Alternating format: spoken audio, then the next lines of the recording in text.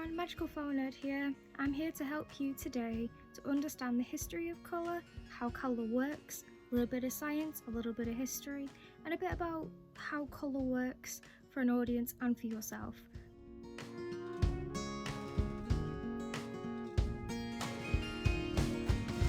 So, here we go. So, firstly, I'm aware that some of you guys have started college, high school, A-levels, uni, or somewhere in a work placement, and that is absolutely brilliant. We're living in weird times right now, so that is really good. I just want to say I'm proud of you, and that is absolutely brilliant. So I just have a few tips for you, so always be prepared. So that's why I'm here today. For those who, for example like myself, didn't go through GCSE art, or for those who struggle with the concept of colour, I'm here to help you today to understand colour. So I'm going to teach you your primaries, your secondaries, and how to mix a soft brown and black. A tip that I got from my tutor is there is nothing worse than black acrylic.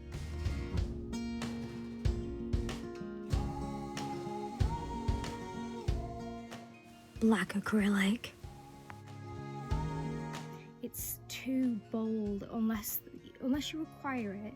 But if you're trying to create a shadow or something that's like reflecting, don't go straight to the bottle, mix your own, and I will show you how to do that today as I go through my explanation.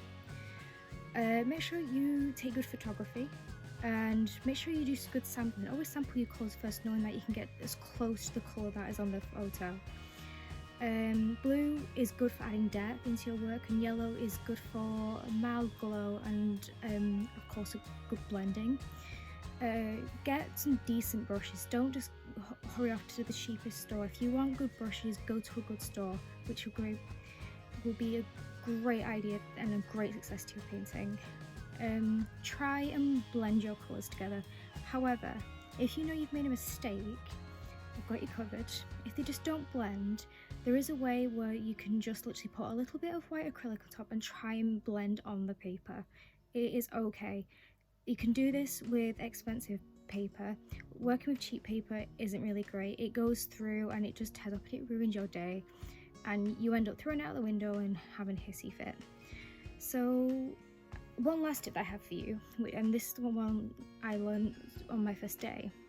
If you've made a colour that doesn't come out of a bottle or it doesn't come in the shop, make a lot. If you're colour mixing, make a lot of it, because you can't go back. Don't put paint thinner on it, because it will just, you can see through it and it just ruins your canvas. So make sure you make a lot of that colour. Don't go overboard and just be like, yes, red and blue, and become a mad scientist. But make sure you make a sufficient amount that you know will last for your canvas. Here we go. So I learned a couple of years ago when I started my BTEC, artists back when everything was black and white, artists would use natural dyes. Now this wasn't always a good idea, because this wasn't a good preservation method, but at the time no one had a printer, could go on the HP DeskJet. So artists would use natural dyes like crushed flowers and crushed berries. They would even use copper and put cloth in there, because if you put copper and cloth in a bottle of water, the oxide will actually react and turn the cloth blue. It's certain material. I wouldn't try it on your favourite shirt. If it's an experiment and it's one of those, it'll go really well, or it just won't work. Beetroot is a good dye as well. And I believe cabbage. Sometimes had to go with cabbage, and apparently that was a really good idea. Also, if you wanted to go further, you could do shibori. Shibori is coming up very soon. I am just waiting for my kitchen. We are remodeling. Another thing was canvas making as well. Canvases were a little bit wonky back in the day, but as we've moved a few centuries forward, we've now got wooden canvases and do-it-yourself, where people ended up literally putting nails through their fingers. So there was another good thing, especially people who are mining would bring home chalk and charcoal, especially like from the cliffs and stuff, and to teach children, especially with mathematics in higher classes back in the days, it would be good for drawing life and still life drawing. So if there was a bird outside, you could quickly sketch with chalk on a blackboard, or you could draw on some paper or some leftover materials from factories. You could use charcoal and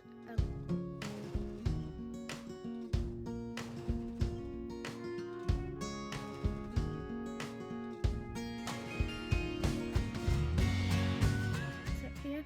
If you are doing life drawing in BTEC, A-levels or foundation or university, bring up random markers. So bring up permanent marker, charcoal, chalk, big bold pens. Don't just use black, use some colours, add the layers in there, because it makes a great idea for movement and of course colour. So Michelangelo was an artist, as you know, in between the 15th, 16th and 17th century. No, he didn't live hundreds of years old.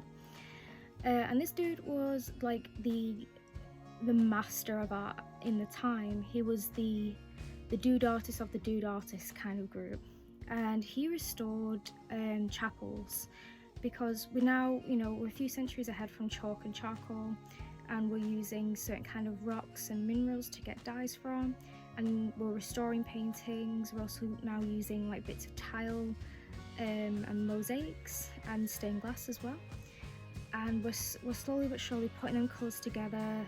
And he restored a chapel. This was the revolution of colours, and it started in Venice in Italy. And textiles, glass and ceramic were absolutely massive, hence why you see all the statues and all the buildings and all the beautiful patterns that you see around there. I've actually never been to Venice, but I've heard many good things. The revolution of colours also brought in the gold leaf. Now the gold leaf is obviously from gold scrapings, and it was a luxury. It wasn't for the lower class, it's for the higher class and for the church.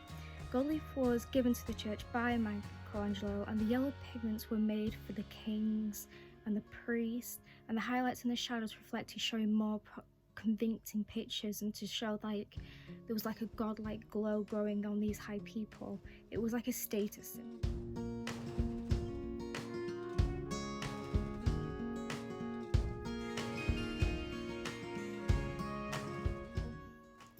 So now we're going to skip on to Isaac Newton. I have a way better theory for Isaac Newton. Explained about the electromagnetic spectrum. So if we can remember back to our GCSE science,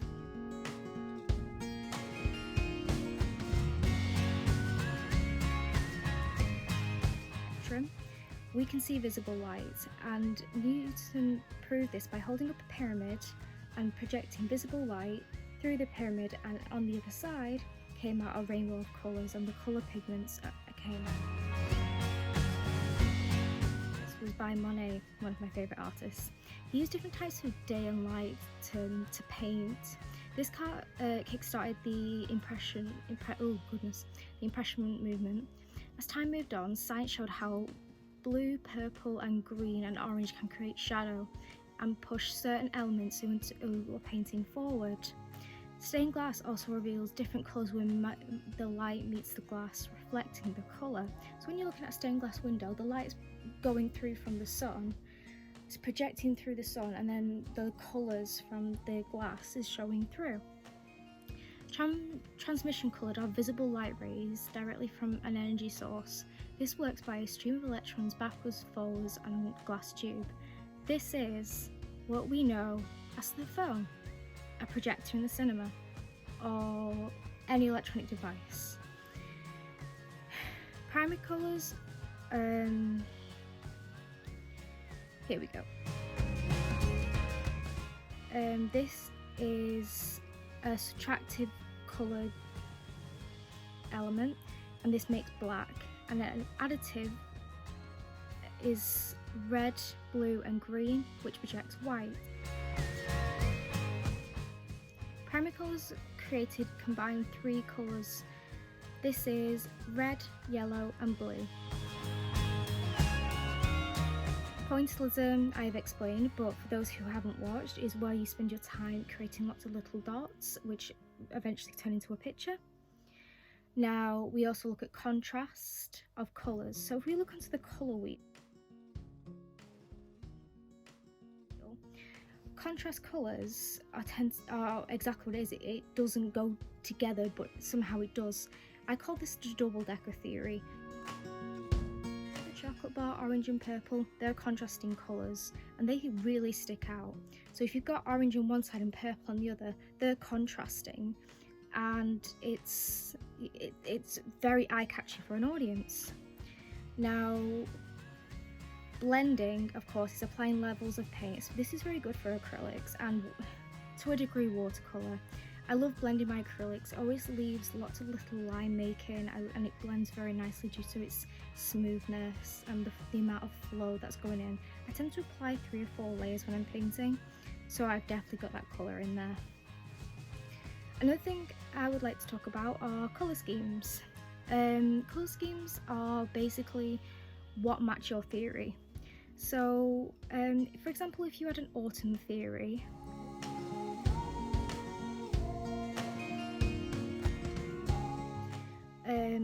you know, also adding colour adds mystery and emotion, and colour swatching is very important because it puts an emphasis on what it's about. It adds the theme, it adds the concentration, it catches the audience's eye.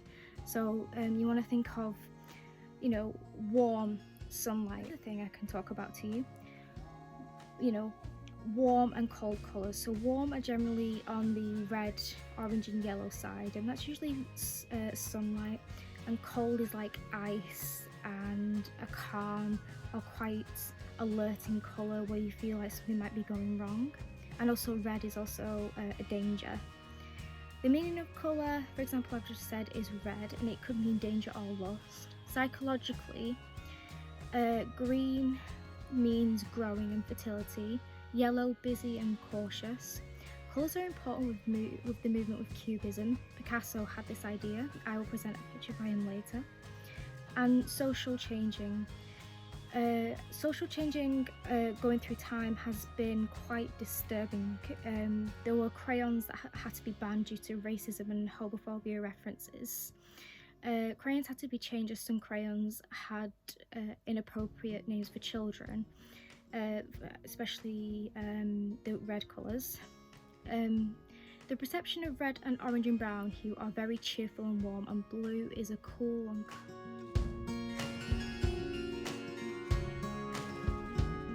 colours are perceived in different ways.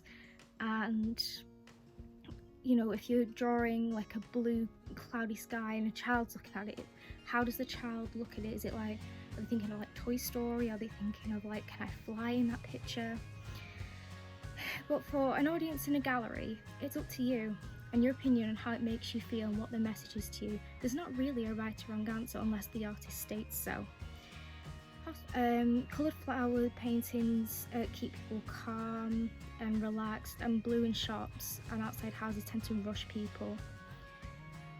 Local colour is real, or the realistic colour that you can get, and that goes for you. So if you're taking a picture and you're looking at the of grass or a cloud, try and maybe even take a sample of the grass and try and get the colour as close as you possibly can. I'll put a few pictures on the end, and I'm going to put a few comments about my opinion and what I think of them. That is all from me for now. I can't wait to do my next video. I'm not going to put any spoilers out there. This is Magical Flower Nerd of the Northwest saying, stay safe, Lottie loves you baby, and you know what to do. Leave a comment below.